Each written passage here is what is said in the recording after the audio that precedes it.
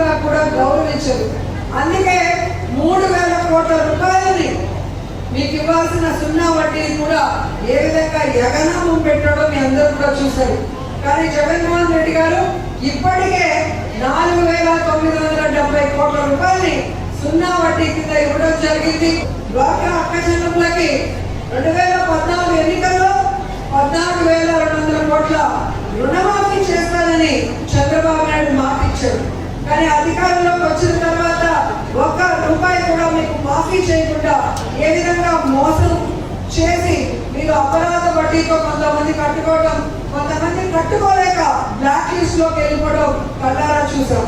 కానీ జగనన్న ఇచ్చిన మాట ప్రకారం తాను ముఖ్యమంత్రి అయ్యేటప్పటికీ ఆ బకాయి 25,000 కోట్ల రూపాయలకి వెళ్ళినా కూడా తొలగకుండా వెనకకుండా అక్క చెల్లెమ్మలకి అండగా ఉండాలి అని నమ్మి ఇప్పటికే 19,128 కోట్ల రూపాయల్ని ఆసరా కింద మీకు జమ చేసిన విషయం మీ అందరూ కూడా గమనించారు. చంద్రబాబు నాయుడు స్కీములు కాదు, ఓన్లీ స్కామ్లే చేస్తాడు. చంద్రబాబు నాయుడు 14 ఏళ్ల పరిపాలన, జగనన్న 4 ఏళ్ల పరిపాలన చెబుతూ ప్రతి గ్రామానికి వెళ్ళి నా 14 ఏళ్ల పరిపాలన చూసి నా ఓటేయండి అని సిపిఎం గారు, అలాగే ఈ 4 ఏళ్ల నా పరిపాలన చూసి జగనన్న నా ఓటేయమని అడిగితే ప్రతి ఒక్కరూ కూడా జగనన్నకే ఓటేస్తారు. తెలుగుదేశం పార్టీ గ్రాఫ్ లేవటం లేదు. ఆ గ్రాఫ్ లేవటం లేదు కాబట్టి చంద్రబాబు నాయుడికి ఫ్రస్ట్రేషన్ ఎక్కువైపోయింది. నేను ముసలోని కాదు, నేను సింహాన్ని, పదవ సింహాన్ని అంటున్నాడు. నిజంగా నీ వయసులో సగం వయసున్న జగనన్న 4 ఏళ్లలో 2 ఏళ్లు కోవిడ్ అయినా కూడా ప్రజల్ని కాపాడుకుంటూ రాష్ట్రానికి ఇన్కమ్ లేకపోయినా కూడా ఎవరి మీద భారం వేయకుండా అన్ని సంక్షేమ పథకాన్ని సక్రమంగా నడిపిస్తూ ఈరోజు రాష్ట్రాన్ని బెస్ట్ స్టేట్ గా దేశంలోనే అందరూ తిరిగి చూసి ఈరోజు శభాష్ అనిపించే విధంగా పరిపాలిస్తున్నారు. అంటే అలాంటి వ్యక్తిని చూసి ఈరోజు చంద్రబాబు నాయుడు ఉడుకోవడం కరెక్ట్ కాదు. నువ్వు సింహం అయితే సింగిల్ గా పోటీ చేయి. 175 నియోజకవర్గాల్లో జగన్ లాగా నీ సొంత పార్టీ నుంచి క్యాండిడేట్లు పెట్టి నీ 14 ఏళ్ల పరిపాలన గురించి నువ్వు మాట్లాడు. ఇటువైపు మేము సింహం అంటున్నాం జగన్ గారిని.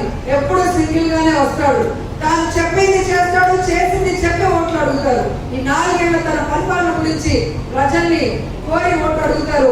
ఎవరికి ప్రజలు అండగా నిలబడతారో మీరే చూస్తున్నారని కూడా ఈ సందర్భంగా తెలియజేసుకుంటున్నారు. ఒకవైపు ఉత్తపుత్రుని, ఒకవైపు దత్తపుత్రుని రాష్ట్రం నలుమూలల 3 సైడ్లు 3 ప్రజల మీద దాడి చేస్తున్నట్టుంది తప్ప ప్రజలకి మంచి చేస్తున్నట్టు లేదు. ఇంకో అతనికి జెండా లేదు, ఎజెండా లేదు. నిన్న ఎక్కడో మాట్లాడారు, అమిత్ షాతో చెప్పి జగన్మోహన్ రెడ్డి గారిని ఒక ఆట ఆడుకుంటాను. నేను సూటిగా ఆ వ్యక్తికి చెప్తున్నాను, జగనన్నతో ఆట ఆడాలన్నా, ఆయన్ని ఓడించాలన్నా దేశాన్ని గడగడలాడించిన సోనియా గాంధీ వల్లే కాలేదు. ఆటలో అరటి పండు నువ్వు పీకలేవని ఈ సందర్భంగా తెలియజేసుకుంటున్నాను. ఎందుకంటే నీ సినిమా రిలీజ్ అయితే నీ సినిమాని 4 ఆటలు కూడా నువ్వు ఆడించుకోలేవు. ఇక జగనన్న నువ్వేం ఆడిస్తావని కూడా ఈ సందర్భంగా తెలియజేసుకుంటున్నాను. నాయుడు చేసిన మోసాన్ని జగనన్నకి చెప్పి మమ్మల్ని కాపాడండి అని అడిగితే ఆ అన్న నేనున్నాను, నేను విన్నాను, నేను చూసుకుంటాను అని చెప్పారు. తాను ముఖ్యమంత్రి అయిన మొదటి రోజు నుంచే మీకు ఇచ్చిన ప్రతి వాగ్దానాన్ని కూడా నెరవేర్చుకుంటూ వస్తున్నారన్నది జగమెరిగిన సత్యం.